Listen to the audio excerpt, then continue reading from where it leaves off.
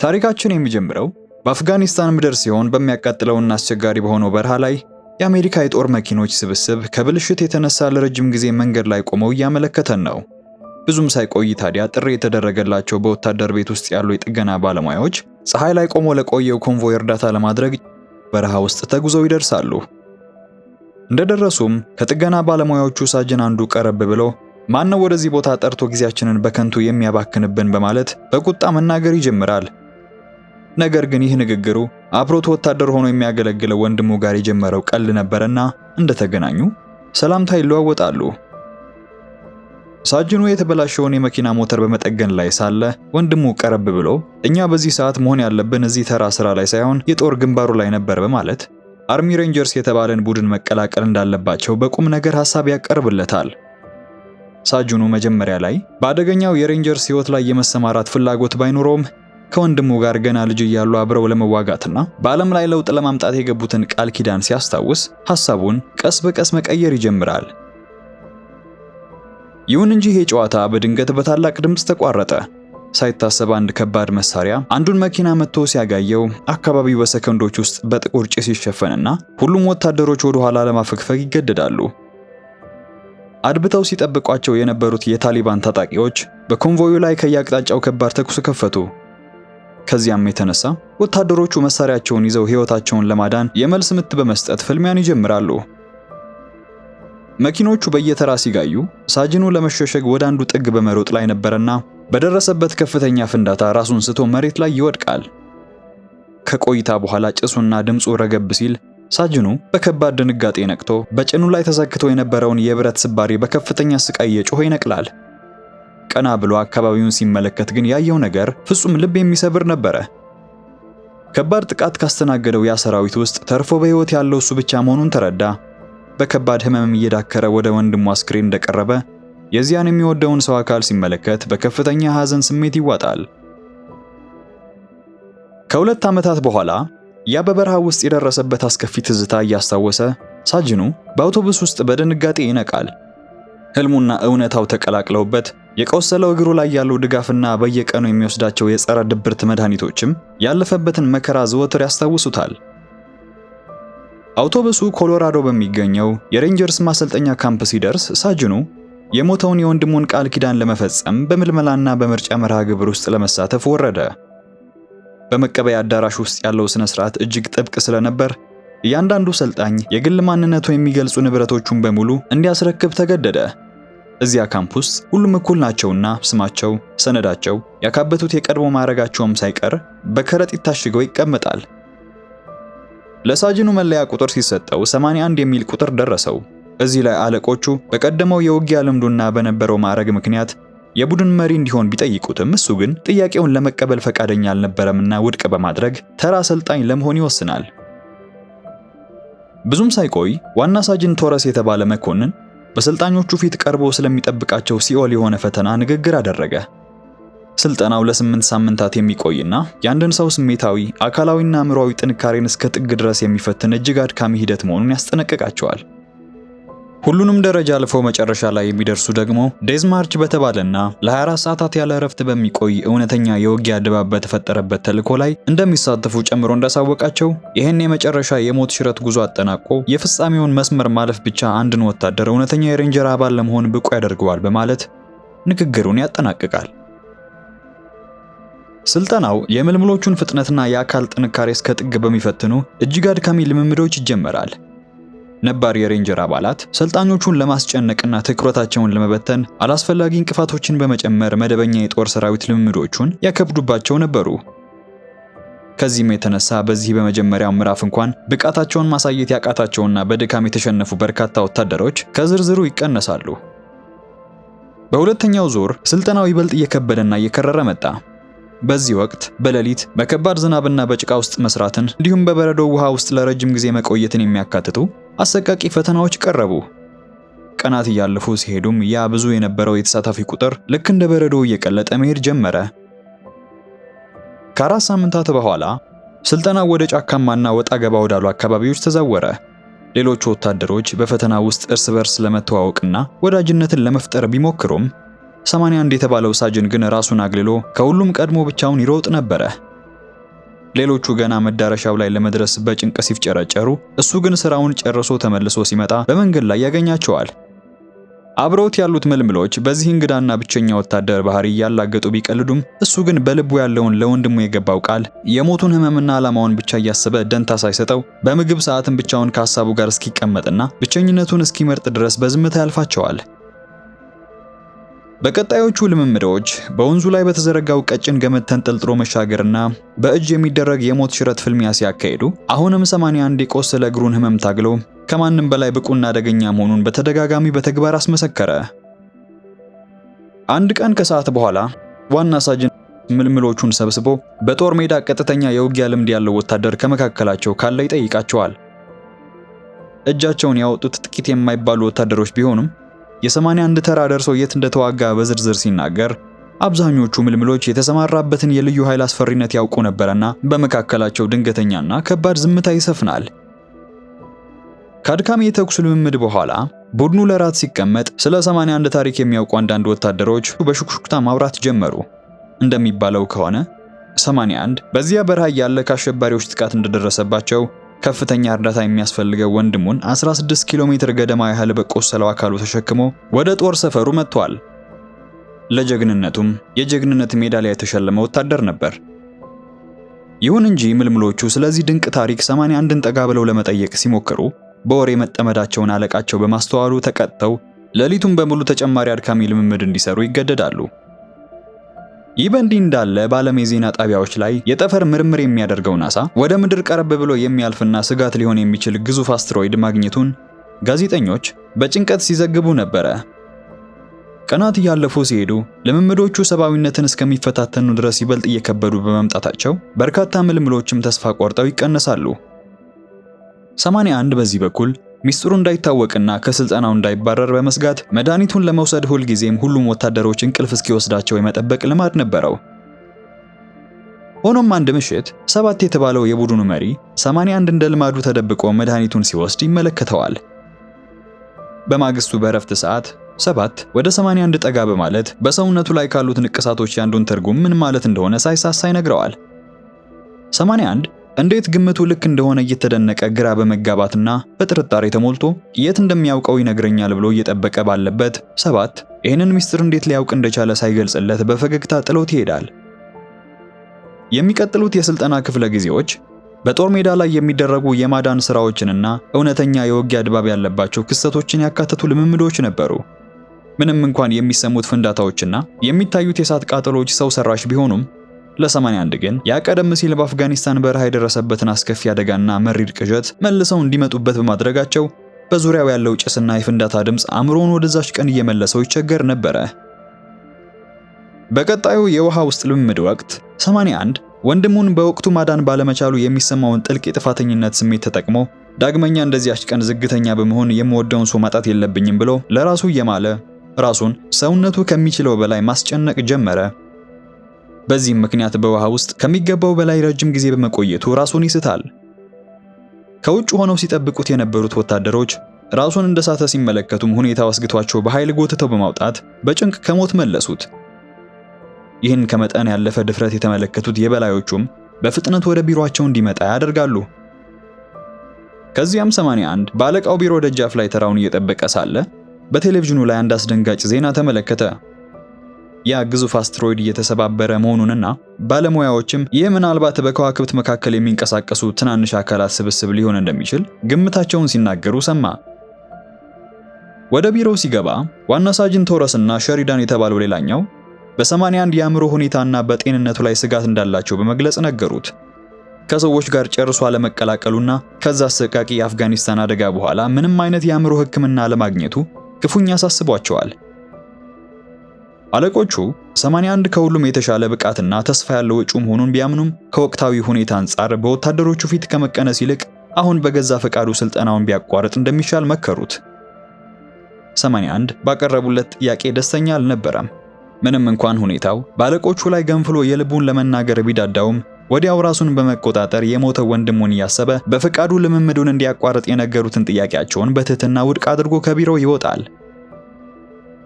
ብቁ ያልሆኑት ተጨማሪ ምልምሎች ወደ ቤታቸው የሚሸኙበት ቀን ሲደርስ 81 በነበረበት የአእምሮ ውጥረት ምክንያት እሱም አብሮ የሚሰናበት መስሎት ተስፋ ቆረጠ።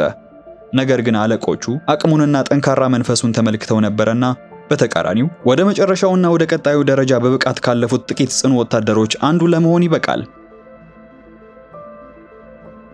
ከዚህ በኋላ የቀረው ቡድን የመጨረሻውን ትልቅ ፈተና ለመጋፈጥ ራሳቸውን እንዲያዘጋጁ 30 ደቂቃ ብቻ ይሰጣቸዋል። አብዛኞቹ ወታደሮች ይህንን አስቸጋሪ ምዕራፍ በማለፋቸው ደስታቸውን በጩኸትና በሳቅ ሲገልጹ፣ 81 ግን እንደተለመደው ምንም አይነት ስሜት ሳያሳይ በውስጡ ካለው ትዝታ ጋር እየታገለ በዝምታ ብቻ ይቆማል። የመጨረሻዎቹ ምልምሎች እንደቀሩ በትልቁ የጦር አውሮፕላን ማቆሚያ ውስጥ ቶረስ ዴዝማርች ብለው ለሰየሙት ቀጣይ የሚሰማሩበት ተልዕኮ በካርታ ላይ በዝርዝር እያሳየ ሁኔታውን ያስረዳቸው ጀመረ። አንድ ከፍተኛ ሚስጥር የያዘ አውሮፕላን በጠላት ግዛት ውስጥ ተመቶ ወድቋል። የእናንተ ተልዕኮ የጠላትን ቀጠና በድብቅ አቋርጣችሁ በመሄድ አውሮፕላኑ በባላንጣ እጅ ላይ እንዳይወድቅ ማጥፋት ነው ሲል ተልዕኮውን እንዳብራራላቸው፣ በመቀጠሉም ፓይለቱን ለማዳን ወደ አማጽያኑ መንደር ማቅናት እንዳለባቸው ይገልጽላቸዋል። ይህን እንደጨረሰ ማንም ባልጠበቀው ሁኔታ 81 በነበረው የውጊያ ልምድና ባሳየው ብቃቱ ምክንያት የቡድኑ መሪ ሆኖ ተመደበ። ምልምሎቹ ወዲያውኑ ወደ ሄሊኮፕተሩ በመግባት ወደ ውጊያው ቀጠና ጉዟቸውን ጀመሩ። ከላይ ሆነው አካባቢውን ሲመለከቱ በስልጠናው ወቅት በካርታው ላይ ያጠኗቸውን አብዛኞቹን ቦታዎች መለየት ቻሉ። ነገር ግን አንድ ሊያውቁት ያልቻሉትና ሰፊ እንግዳ ቦታ አይተው ግራ ሲጋቡ ከነሱ ጋር የነበረ ነባር ሬንጀር ቦታው የድንጋይ ማውጫ ፋብሪካ እንደሆነ፣ ወደዚህ አካባቢ ከሄዱም ከተልኳቸው በጣም መራቃቸውንና አደጋ ላይ መሆናቸውን እንዲያስተውሉ ያስጠነቅቃቸዋል። በመጨረሻም ቡድኑ በተፈለገበት ቦታ ላይ በሰላም እንደወረደ ወዲያውኑ ጠላት እንዳያያቸው በጫካ ውስጥ ተደብቀው ጉዟቸውን ጀመሩ። 81 የቡድን መሪ ሆኖ ቢሾምም በውስጡ ያለው ሐዘንና ሰዎችን የመራቅ አባዜው እንደ ልማዱ ንግግር እንዲያደርግ እክል ይሆንበታል። በዚህ ጊዜ አስቀድሞ የቡድን መሪ የነበረው 7 የ81ን ዝምታና ያለበትን ሁኔታ ወዲያውኑ በመረዳት ኃላፊነቱን በብልሃት ተረክቦ ለቡድኑ አባላት መንፈሳቸውን የሚያነቃቃ ንግግር ያደርግላቸዋል። ከዚህም በመቀጠል ቡድኑ ቀኑን ሙሉ እጅግ አድካሚ በሆነ መንገድ ሲጓዝ ውሎ ምሽት ላይ ለጥቂት ደቂቃዎች እረፍት ለማድረግ ይቀመጣል። በየተራ ለመጠባበቅ ወስነው ሌሎቹ እንዳረፉ 7 የጠባቂነት ተራው ሲደርስ በሁለቱም መካከል ያለውን የዝምታ ግድግዳ ለመስበርና የግል ታሪኩን ለ81 ለማካፈል ሞከረ። 81 ግን አሁንም ቢሆን ምንም አይነት ወሬ ለመስማት ፍላጎት አልነበረውም። ከጥቂት ደቂቃዎች በኋላ ነበረ በዚህ ሰላማዊ ምሽት ላይ የሚንቀለቀልና የሚጋይ ምንነቱ ያልታወቀ ነገር በአቅራቢያቸው መሬት ላይ አርፎ ምድሪቱን በሙሉ በኃይል ያናወጠው።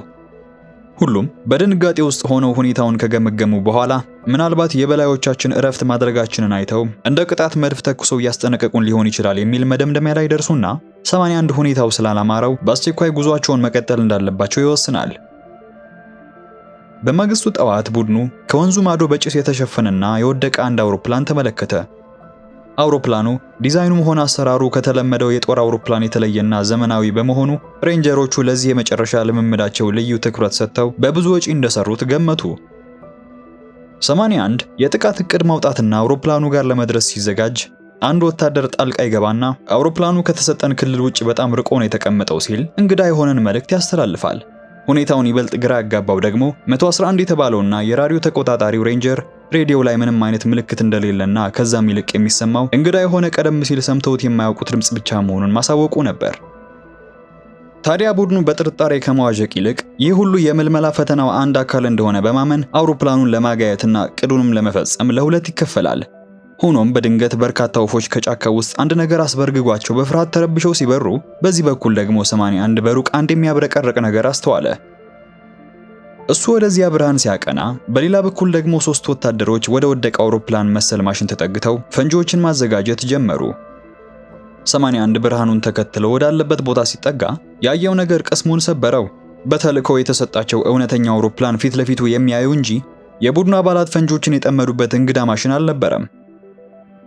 81 አደጋውን ተረድቶ በከፍተኛ ፍጥነት ወደ ኋላ በመሮጥ የቡድን አባላቱን ለማስጠንቀቅ ቢሞክርም አርፍዶ ነበረና የደረሰው ፈንጂዎቹ በታላቅ ድምጽ ይፈነዳሉ። ይሁን እንጂ ያ እንግዳ አውሮፕላን መሳይ ማሽን ቅንጣት ታህል ጉዳት አልደረሰበትም። ይልቁንም ጭሱ ሲገፈፍ ማሽኑ ይበልጥ ማብራትና መንቀሳቀስ ጀመረ። ወዲያውም በሰከንዶች ውስጥ ቅርጹን ቀይሮ ቀጥ ብሎ ወደሚቆም ግዙፍ ማሽን ይለወጥና ከውስጡ በሚመጣው ሰማያዊ ሌዘር አካባቢውን ቃኝቶ እንደጨረሰ ቡድኑን ለይቶ ለማጥቃት ቀይ ሌዘር ይጠቀማል። ማሽኑ ሳይዘገይ ገዳይ መሳሪያውን አውጥቶ ተኩስ በመክፈቱ ወታደሮቹ ይህን ተመልክተው ሕይወታቸውን ለማዳን ወደ ጫካው ሮጠው ተጠለሉ። በሚያሳዝን ሁኔታ ግን ጥቂቶቹ ገና ሳይሸሹ በማሽኑ ቅጽበታዊ ጥቃት ብዙም ሳይርቁ ይረግፋሉ። ከዚያም በኋላ ሮቦቱ ጋብ ከማለት ይልቅ ተሸሽገው የነበሩትን ወታደሮች ሳይቀር እየፈለገ በማጥቃት ተጨማሪ ሰዎችን ያስወግድና ይበልጥ አደገኛ እየሆነ ይመጣል።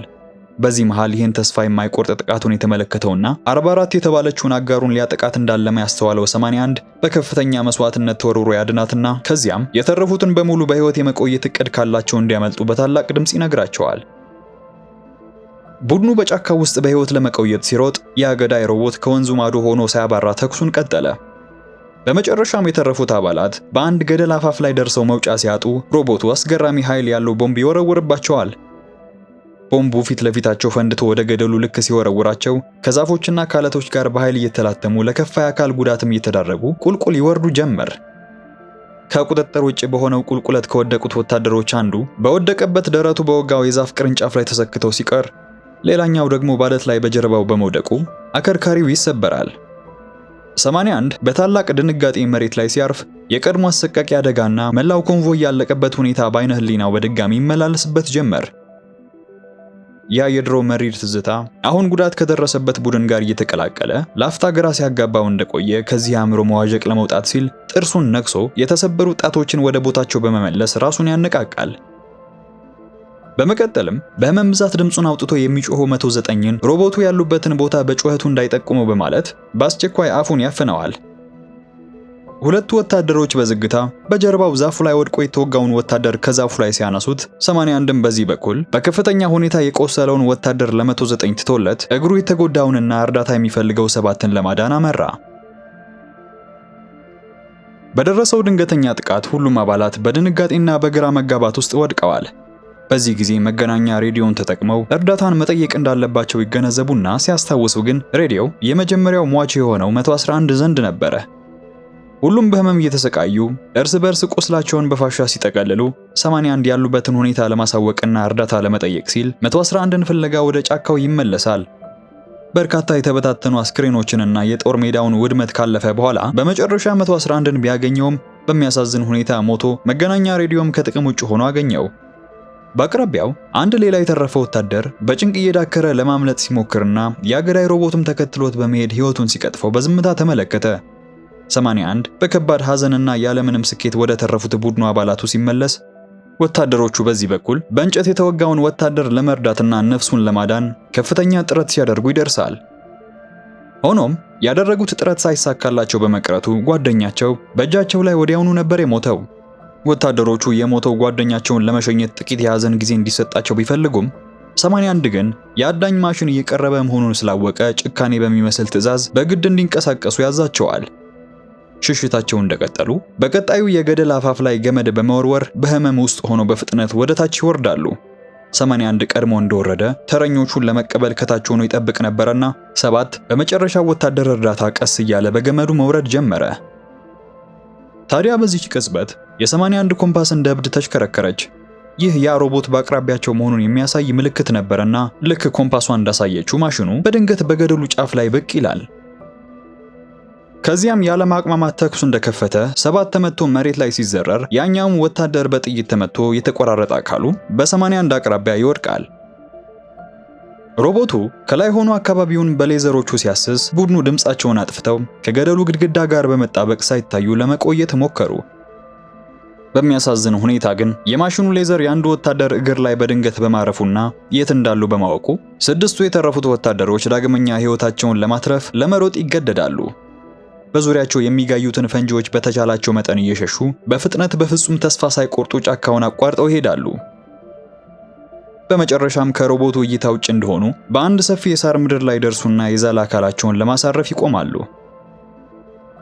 ቡድኑ ይሄ ማሽን ምንድነው? ከየት ነው የመጣው? እያሉ የተለያዩ ግምቶችን ሲያነሱ 81 ግን በዚህ በኩል ትኩረቱ የጓደኛውን ሕይወት ማዳን ላይ ነበረና የ7ን እግር በፋሻ ለማሰር ቢሞክርም እየፈሰሰ ያለውን ደም ሲመለከት ግን ያ የድሮ አሰቃቂ ትዝታ በድንገት ተመልሶበት ደንዝዞ ቆመ። 7ም የጓደኛውን የውስጥ ስቃይ ተረድቶ በሚያረጋጋ ንግግሩ ከገባበት የድንጋጤ ዓለም ልክ እንደመለሰው 81 ዳግም ወደ ራሱ ይመለስና ትኩረቱን መሰብሰብ ይጀምራል።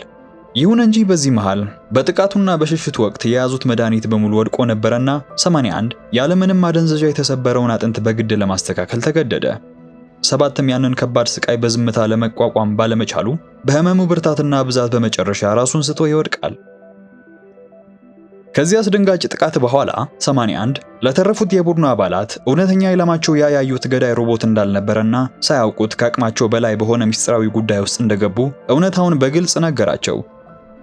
በመቀጠልም አሁን ለመትረፍ ያላቸው ብቸኛ አማራጭ በተልእኮ ውስጥ የተሰጣቸው መንደር ጋር በአስቸኳይ መድረስ እንደሆነ ማሳሰቡን ሲቀጥል 15 የተባለው ሌላኛው ያንን ሰፊ ሜዳ በጠራራ ፀሐይ አቋርጦ መሄድ ለሮቦቱ ጥቃት በቀላሉ ሊያጋልጣቸው እንደሚችል በማንሳት ሐሳቡን ይቃወመዋል። 81 ይሄ ጠፍቶት ባይሆንም እዚህ ቆመው ቢጠብቁ ሞታቸውን ከማፋጠን ያለፈ ሌላ አማራጭ እንደሌላቸው በቁርጠኝነት ገለጸላቸው። ስለዚህም ሁሉም ከባድና ለጊዜው አስፈላጊ ያልሆኑ ንብረቶቻቸውን በዚያው ጥለው ራሱን የሳተውን 7ን በቃሬዛ እንደተሸከሙ በዝምታ ጉዟቸውን ይቀጥሉና በመጨረሻም ከፍተኛ ፍሰት ወዳለው ወንዝ ጋር ይደርሳሉ። ወዲያውም 81 ጊዜ ሳይፈጅ በገመድ መሸጋገሪያ እንዲዘረጉ ያሳውቃቸዋል። ገመዱን በወገቡ ላይ ጠበቅ አድርጎ እንዳሰረም ወደሚቀዘቅዘውና በፍጥነት ወደሚወርደው ውሃ ዘሎ ገባ። የወንዙ ኃይለኛ ፍሰት ወደ ታች ይዞት እንደገባ ስትመለከት የነበረችው 44 ለጥቂት ሰኮንዶች ውሃው 81ን ይዞት ሄዶ ይሆን ብላ መጨነቅ ስትጀምር፣ እሱ ግን የሞት ሽረት ትግል በማድረግ ዋናውን ሳያቆም በከፍተኛ ጥረት ማዶ ተሻገረ። በመቀጠልም ገመዱን በአንድ ግዙፍ ዛፍ ላይ አስሮ እንደጨረሰ 15 የቆሰለው 7ን በቃሬዛ እየሳበ መሻገር ጀመረ። ይሁን እንጂ ቃሬዛው በገመዱ መሃል ላይ በነበረ አንድ የገመድ ቋጠሮ ላይ በድንገት ሲያዝ ጉዟቸው ይገታል። ስለዚህም 15 ቃሬዛውን ለማስተካከል በድጋሚ ወደ ኋላ ለመመለስ ተገደደ። በዚህ ውስጥ ግን ከቃሬዛው ቋጠሮዎች አንዱ ከጫናው ብዛት በመፈታቱ ቃሬዛውና በውስጡ ያለው 7 በአንድ በኩል ብቻ ተንጠልጥለው ወደ ወንዙ ለመግባት ይቃረባሉ። በዚህ ጊዜ 81 የቃሬዛው መፈታት 7ን ወደ ወራጁ ወንዝ ሊጨምረው እንደሚችል ስለተረዳ ከ44 ጋር በመሆን በተቃራኒ ጎኖች ገመዱ ላይ በመውጣት ሚዛኑን ለመጠበቅ ይወስናል። ይሁን እንጂ ሁሉም በዚህ ትግል ላይ አተኩረው ሳሉ 81 ያላስተዋላት ኮምፓሱ እንደገና እንደ እብድ መሽከርከር ጀምራ ነበር። ከዚያም ተከትሎ ብዙም ሳይቆይ ያ ገዳይ ሮቦት በድጋሚ ተመልሶ መጣ። ወዲያውኑ ተኩስ ሲከፍትባቸው ፍንዳታው መላውን ቡድን ከገመዱ ላይ አላቆ ወደ ወንዝ ውስጥ ይጨምራቸዋል። በአቅራቢያው 7 አሁንም በቃሬዛው ላይ ተኝቶ ወንዙ ላይ ተንሳፎ ሲሄድ የተመለከተው 81 ጓደኛውን ብቻውን ላለመተው በከፍተኛ ፍጥነት ወደ እሱ መዋኘት ጀመረ። ሆኖም የወንዙ ፍሰት አሁንም በጣም ጠንካራና የማይገታ ስለነበር ሁለቱንም ወደ ገደላማው ፏፏቴ አፋፍ ወረወራቸው። 81 እንደገና 7ን በኃይል ለመያዝ ቢሞክርም በውሃው ግፊት ጥንካሬ ከጥቂት ደቂቃዎች በኋላ ራሱን ስቶ በወንዙ ለመወሰድ ይገደዳል። ከአስፈሪው ፏፏቴ እንደወደቁ የተረፉት አባላት ራሳቸውን የወንዙ ዳርቻ ላይ ያገኙታል። እዚያም በሕይወት አግኝቶ የረዳቸው ቀደም ብሎ የሞተ መስሏቸው የነበረው 60 እንደሆነ ሲረዱ ተገረሙ። 60 በመጀመሪያው የሮቦት ጥቃት ወቅት በደረሰበት ከፍተኛ ፍንዳታ ወደ ወንዙ ተወርውሮ ነበርና እስካሁን ድረስ ሁሉም የሞቱ መስሎት ብቻውን ሲጓዝ ቆይቶ በመጨረሻም ጓደኞቹ በፏፏቴው በኩል በውሃው ተገፍቶ ሲወርዱ በመመልከቱ ሊረዳቸው በቅተዋል። በውሃው ዳርቻ ላይ ሌላ ሕይወት የሌለው አስክሬን ከተመለከተ በኋላ 81 ሐዘኑን ወደ ውስጥ ዋጥ አድርጎ ጊዜ የለንም ጉዟችን መቀጠል አለብን ሲል ቡድኑን ያሳውቃቸዋል። አስቸጋሪ በሆነው በኮረብታውና በጫካው ለሰዓታት ከተጓዙ በኋላ 81 በአንድ ዛፍ ላይ በብላት የተዘጋጀ ወጥመድ በማግኘቱ ቡድኑን በድንገት ያስቆማቸዋል። ወጥመዱ ከምልክት ጠቋሚ ርችት ጋር የተገናኘ ቀጭን ገመድ ሲሆን ይህም በዋናው የዴዝ ማርች ተልእኮ መሰረት ባለቆቻቸው የተዘጋጀ ነበርና በትክክለኛው መንገድ ላይ መሆናቸውን አረጋገጠላቸው። ሆኖም ያገኙት አዲስ ተስፋ ብዙ አልቆየም። ወጥመዱን አልፈው ወደ መንደሩ ሲደርሱ መንደሩ በሙሉ በሮቦቱ ጥቃት ወድሞና ከጥቅም ውጭ ሆኖ አገኙት። 81 የጥፋቱንና የጭሱን አቅጣጫ በመመልከት ወደ ተራራው አናት በትኩረት ሲመለከት አንድ ጥቁርና ጥቅጥቅ ያለ ጢስ ወደ ሰማይ ሲወጣ አስተዋለ። በዚህ ጊዜ ቡድኑ እውነታውን ተረዱ። ያ ገዳይ ሮቦት የመጣው በዜና ከሰሙት ከተሰባበረው አስትሮይድ ጋር መሆኑንና ከሰው ልጅ አቅም በላይ ከሆነው ከባዕድ ዓለም ቴክኖሎጂ ጋር የተገናኘ መሆኑን ይደመድማሉ። በዚህ አስፈሪ ቅጽበት ከፍርስራሹ መካከል አንድ ደካማ ድምጽ ይሰሙና የፈረሰውን ግድግዳ ፈንቅለው ሲያነሱት ሰውነቱ በአሰቃቂ ሁኔታ በሳት የተለበለበ ሙሉ በሙሉም የተቃጠለ አንድ ወታደር ያገኛሉ። መስኪኑ መኮንንም ነፍሱ ከመውጣቷ በፊት ለሰከንድ ያህል ትክ ብሎ ይመለከታቸውና ብዙም ሳይቆይ የመጨረሻ ትንፋሹን ተነፈሰ። ከዚያም በአቅራቢያው አንድ በከፊል የተጎዳ ታንክ መኖሩን 81 በማስተዋሉ ጊዜ ሳያባክን ታንኩን ጠግኖና አንቀሳቅሶ በፍጥነት አካባቢውን ለቀው እንዲወጡ ፈለገ። ነገር ግን 15 እስካሁን ሙታናቸውን እንኳን በስርዓት ሳይሸኙ የሚያደርጉት ሽሽት አሁን እንኳን ጋብ አድርገው ለጥቂት ደቂቃ እረፍትና የአእምሮ ሰላም እንደሚያስፈልጋቸው በመጥቀስ በ81 ስሜት አልባነት ላይ ማማረር ጀመረ። ታዲያ ይሄ የ15 ቅሬታ በ81 ውስጥ ለዓመታት ታፍኖ የቆየውን ቁጣ ይቀሰቅሰዋል። 81 በቁጣ ገንፍሎ የ15 ልብስ ጨብጦ በመያዝ ወደ ራሱ ሳበውና በውስጡ ያለውን እውነት ዘረገፈለት። ከአፍጋኒስታኑ አደጋ በኋላ ብዙዎች እንደሚያስቡት ወደ ጦር ሰፈሩ በጀግንነት እንዳልተመለሰ ይነግረዋል። ከቆይታ በኋላ በሆስፒታል አልጋ ላይ ስነቃ ወንድሜ ቀድሞውኑ በሳጥን ተደርጎና በባንዲራ ተሸፍኖ በአውሮፕላን ተጭኖ ነበረ ሲል በሐዘን ውስጥ ሆኖ ተናገረ። ዶክተሮቹ እንደነገሩት ከሆነ ለጦር ሰፈሩ 90 ሜትር ብቻ ሲቀረው ነበረ ራሱን ስቶ የወደቀው። ስለዚህም ወንድሜ ሊሞት የቻለው እኔ ለጥቂት ደቂቃዎች ብቻ ጸንቼ መቆም ባለመቻሌ ነው የሚለው የጥፋተኝነት ስሜት አሁንም እንደ እሾህ እንደሚወጋው ገለጸለት። ያ የተሰጠው የጀግንነት ሜዳሊያም ቢሆን ጀግንነቱን ሳይሆን በሕይወቱ ያየውን እጅግ መጥፎና መሪር ቀን የሚያስታውሰው የቁስል ምልክት ብቻ እንደሆነ ይነግራቸዋል። በመጨረሻም 81 ድምፁን ረገብ አድርጎ የሁሉንም ሰው ድካምና ስሜት ቢረዳም አሁን ጉዳዩ ስለነሱ የግል ስሜት ብቻ ሳይሆን የመላው ዓለም በመሆኑ ይህ ለሰው ዘር ጥፋት ሊሆን የሚችልን የባዕድ ዓለም ስጋትን ወደ ጦር ሰፈሩ በመመለስ ማስጠንቀቅ እንዳለባቸውምና ግዴታቸው እንደሆነ በቁርጠኝነት ገለጸላቸው። ታንኩን ከከበበው ፍርስራሽ ውስጥ በገመድ በኃይል ጎትተው ሲያወጡት በዚያች ቅጽበት በሰማይ ላይ ቀይ ብርሃን በድንገት በመታየቱ የአገዳይ ሮቦት ቀድሞ በመንገዱ ላይ የተዘረጋውን ወጥመድ እንደረገጠውና ወደ እነሱም እየቀረበ መሆኑን ያውቃሉ። ሁሉም በፍርሃትና በጭንቀት ወደ ታንኩ በፍጥነት ሲገቡ 15 ግን የተሻለ የመከላከል አቅም እንዲኖራቸው በማሰብ ተጨማሪ ጥይቶችን ለመውሰድ ወደ ኋላ ይመለሳል። ጥይቶቹን ወደ ታንኩ ውስጥ ወርውሮ እንዳበቃ ግን የአዳኙ ሮቦት በድንገት ከጭሱ መካከል ብቅ በማለት ተኩስ ይከፍትበትና 15 ወዲያውኑ ሕይወቱ ያልፋል። መሪውን የያዘችው 44 ታንኩን አስነስታ በፍጥነት በጫካ ውስጥ ስታፈገፍግ ወንዶቹ የተረፈውን ጥይት በመጠቀም በሮቦቱ ላይ ያላሳለሰ ተኩስ ይከፍታሉ። ሆኖም መሳሪያዎቹ በዚህ እጅግ የረቀቀ የባዕድ ዓለም ሮቦት ላይ ምንም አይነት ጉዳት የሚያደርሱ አልነበሩምና ማሽኑን ከማስቆም ይልቅ ጥይቶቹ ከብረቱ ላይ የነጠሩ ይወድቃሉ። የሮቦቱ የማያባራ ጥቃት ታንኩን ደጋግሞ እያዳከመው በመሆኑ 44 ተሽከርካሪውን በቻለችው ፍጥነትና ኃይል እንዲሄድ ታስገድደው ነበር። የታንኩ የተወሰነ ክፍል በተኩሱ ምክንያት መጎዳት ሲጀምር የታንኩ ጋሻና ብረት ይህን የመሰለ ከባድ ጥቃት ረጅም ጊዜ ሊቋቋም እንደማይችል ለሁሉም ግልጽ ነበር። ሆኖም ቡድኑን ባስገረመ ሁኔታ ሮቦቱ መከተሉን በድንገት ያቆማል። ይህ የሆነው ግን ራርቶላቸው አልነበረም። ይልቁንም ይበልጥ አደገኛ የሆኑ ተጨማሪ ፈንጂዎችን ለመተኮስ እንዲመቸው ርቀት ስለፈለገ ነበር። ቦምቦቹ በታንኩ ዙሪያ ሲፈነዱና ተሳፋሪዎቹን እርስ በርስ ሲያላትማቸው 44 ግን ጥርሷን ነክሳ መንዳቷን አላቆመችም። ሮቦቱ በርካታ ፈንጂዎችን አከታትሎ ሲተኩስ የተፈጠረው ከፍተኛ ፍንዳታ ታንኩን ከመሬት አንስቶ ወደ ኮረብታው ግርጌ እንዲንከባለል አደረገው። ተሽከርካሪውን በመንገዱ ያሉትን ግዙፍ ዛፎች እንደ ሳር እየሰባበረ ጫካውን ለቆ እስኪወጣ ድረስ በከፍተኛ ፍጥነት ይጓዝና እንዳረፈ ሮቦቱ ከኋላቸው አለመኖሩን ተረድተው ለጥቂት ሰኮንዶች እፎይታ ይሰማቸዋል። በሚያሳዝን ሁኔታ ግን ይህ የሆነው ሮቦቱ መገኛቸው ስለጠፋው ሳይሆን ከበላያቸው ሆኖ ስለሚከታተላቸው ስለነበረ ማሽኑ ከገደሉ አፋፍ ላይ በከፍተኛ ኃይል በመዝለል በታንኩ ፊት ለፊት መሬቱን አናውጦ አረፈ። 44 የታንኩን ፍጥነት በመጨመር ያንን ገዳይ ጥቃት ለመከላከል ብትሞክርም አሁንም ያ ከባዕድ ዓለም የመጣው ሮቦት ግን መከተሉን ፈጽሞ አላቆመም ነበር። በዚያ ግርግር ውስጥ 7 ከታንኩ ውስጥ ተንሸራቶ በመውጣቱ 81 ቃሬዛውን ለመያዝ ሞከረ። ሆኖም ሮቦቱ ተከታታይ ተኩስ ስለከፈተበት ሳይሳካለት ይቀርና 7 በመንገዱ ላይ ይወድቃል። ስለዚህም 81 ወዲያውኑ ወደ ተራራው አናት በመተኮስ ግዙፍ ናዳ ወርዶ ሮቦቱን እንዲቀብረው አደረገ። ሆኖም በዚያው ቅጽበት ታንኩ በደረሰበት ጉዳት ምክንያት በከፍተኛ ኃይል ይገያል። በዚህ ጊዜ ሌላ መሪር ቅዠት 81ን ወደ ኋላ መለሰው። በህልሙ ወንድማማቾቹ በዚያ በረሃ ውስጥ መሬት ላይ ወድቀው ወንድሙም በደከመ ድምፅ እጅ እንዳትሰጥ ሲለው በግልጽ ይሰማዋል። ከዚያም 81 ራሱን ስቶ ከወደቀበት ሲነቃ እየተሳበ አካባቢውን መፈተሽ ጀመረ። በሚያሳዝን ሁኔታ ግን 44ን ጨምሮ ሁሉም ወታደሮች በእሳቱና በፍንዳታው ተቃጥለው አልቀው ኖረዋልና 81 በሕይወቱ ለሁለተኛ ጊዜ ብቻውን የተረፈ ሰው ሆኖ ራሱን ያገኘዋል። በተናደው ድንጋይ ክምር መካከል የኤሌክትሪክ ብልጭታ የተመለከተው 81 ያንን ገዳይ ማሽን ለአንዴና ለመጨረሻ ጊዜ ለማጥፋት በቆራጥነት ድንጋዮቹን መፈንቀል ጀመረ። ነገር ግን በከፍተኛ ድካም ውስጥ ሆኖ ያገኘው የሮቦቱን አንዱን የተቆረጠ እጅ ብቻ ነበር። ቀና ብሎ ሲመለከት የቀረው የሮቦቱ አካል ከፍርስራሽ ወጥቶ ወደ ጠፈር ሚስጥራዊ የብርሃን መልእክት ሲልክ በድንጋጤ ተመለከተ። 81 ጊዜ እንደሌለው ስለተረዳ በፍጥነት ወደ መንገዱ በመሮጥ 7ን አሁንም በቃሬዛው ላይ እንዳለ በሕይወት አገኘው። ሮቦቱ ዳግመኛ ወደ እነሱ ከመቅረቡ በፊት በጭሱ ተከልለው 7ን ይዞ ሸሸ። ለሚቀጥሉት በርካታ ሰዓታትም 81 የቡድን አጋሪን ብቻውን ጥየው አልሄድም በሚል ቁርጠኝነት ቃሬዛውን እየሳበ ጉዞውን ይቀጥላል። በከባድ ዝናብ ውስጥ ሲጓዝ ጭቃ ውስጥ በሚታገልበት ወቅት ቃሬዛውን የሚጎትትበት ገመድ ተበጠሰ። 81 ደጋግሞ ጭቃ ውስጥ እየተንሸራተተ በወደቀበት በዚያ ቅጽበት የእጅ ሰዓቱ ተልእኮውን ለማጠናቀቅ የተሰጠው 24 ሰዓት ማለቁን፣ በሬንጀሮች ሕግ መሰረትም ስልጠናው ማብቃቱን የሚገልጽ የድምጽ መልእክት ማሰማት ጀመረ።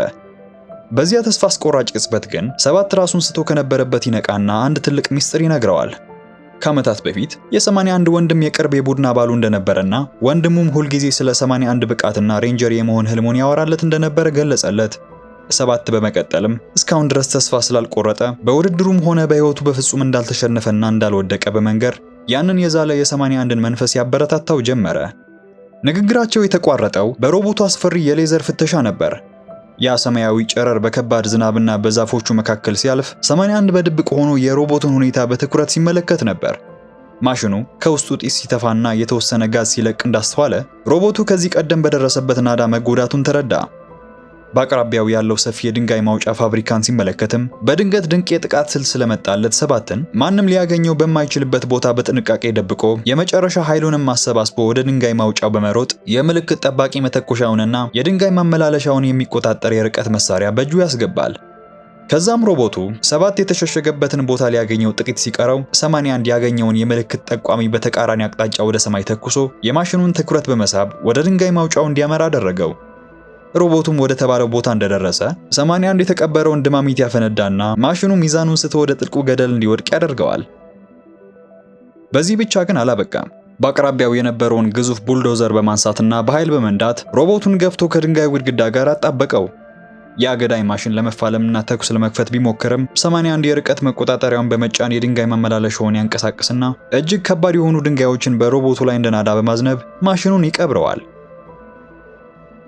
ምንም እንኳን ቡልዶዘሩ ከማሽኑ ጋር በኃይል በመጋጨቱ መበላሸት ቢጀምርም በዚህ ጊዜ ግን 81 በብልሃት የሮቦቱን የጋዝ መውጫዎች በትላልቅ ድንጋዮች እስኪደፈኑ ድረስ ይዞ ለማቆየት ይጥር ነበረ።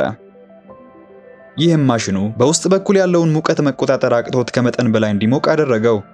ሮቦቱን መሸነፉ ነበረና የመጨረሻ ጥቃቱን በአቅራቢያው ባለው የብረት ምሰሶ ላይ በማድረግ 81ን ለማጥቃት ቢሞክርም እሱ ግን ምሰሶ ሊደፈጥጠው ጥቂት ሰከንዶች ሲቀሩት በሰዓቱ ዘሎ በመውጣት ይተርፋል። የሙቀት መጠኑ በመጨመሩ የማሽኑ የውስጥ አካላት ሲጋዩ በአቅራቢያው ተደብቆ ከነበረው ድማሚት ጋር ተደምሮ መላው የድንጋይ ማውጫ ፋብሪካውን የሚያናውጥ ተከታታይ ፍንዳታዎች ይከሰታሉ። የአገዳይ ማሽን ተበታትኖ ከጥቅም ውጭ እንደሆነ የጥይትና የፈንጂ ማስቀመጫው ክፍሉ ተከፍቶ በርካታ ፈንጂዎች ወደ ውጭ ወጡ። ይህን ያየው 81ም በቻለው ፍጥነትና የቀረው ኃይሉን አሟጦ በመሮጥ እሳቱ ፈንጂዎችን ነክቶ የመጨረሻውን ፍንዳታ ከመፍጠሩ በፊት ከድንጋይ ማውጫው ወጥቶ አመለጠ። በማግስቱ ጠዋት 81 በድካምና በዝለት ውስጥ ሆኖ 7ን በትከሻው እንደተሸከመ ወደ ጦር ሰፈሩ ደረሰ። ሆኖም ያገኘው ትዕይንት ከጠበቀው በላይ አስደንጋጭ ነበረ። አካባቢው በሙሉ በጦርነቱ ታምሶ የበርካታ ወታደሮች አስክሬን በየቦታው ወድቆና ግዙፍ ሄሊኮፕተሮችም የተረቱትን የባዕድ ዓለም ማሽኖች የተሰባበሩ አካላት ወደ ጦር ሰፈሩ እያመላለሱ ነበር ያገኘው። ዶክተሮቹ 7ን በአስቸኳይ ለሕክምና ይዘውት ከሄዱ በኋላ ሸሪዳን ወደ 81 ቀርቦ እያዘነ የጦር ሰፈሩን መልሰው በቁጥጥራቸው ውስጥ ማስገባት ቢችሉም ግማሹ አባላቱ ግን በዚህ ጥቃት ሕይወታቸው ማለፉን ይገልጽለታል። ሆኖም የአገዳይ ሮቦት ብቻውን አልነበረም። የባዕድ ዓለም ማሽኖች በየቦታው ተሰራጭተው የነበረ ቢሆንም ወታደሮቹ ባልተጠበቀ ጥንካሬ የመጀመሪያውን ወረራ መመከት ችለዋል።